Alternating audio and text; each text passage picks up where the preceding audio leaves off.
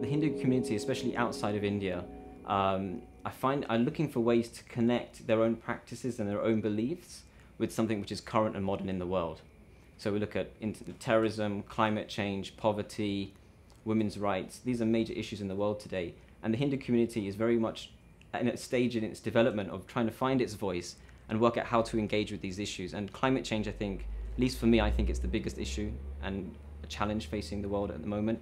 And so for me, what I'm really inspired about is trying to work with Hindus across the world, in India and in the diaspora, to see what they believe and how that can connect to something very real and tangible and how they can make a difference in the world. What faith communities can bring is that most people in the world belong to a religion, have some kind of religious affiliation, pray, have a faith.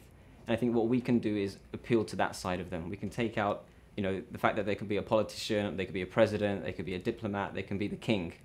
But when they're in the church, when they're in the mosque or in the church or the synagogue, they're a person of faith, and they have to stand there in front of God, in front of their community of other practitioners and believers.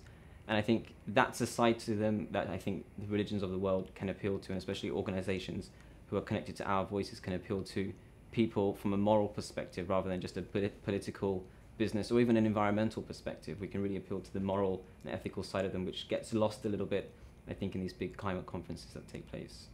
There's a cartoon I saw once, a little comic strip cartoon, and in there it said there were two people and they were at a climate change conference. And one of them said to the other chap, he said, "What if the scientists were wrong and we ended up making a better world?" And I think that's what it is.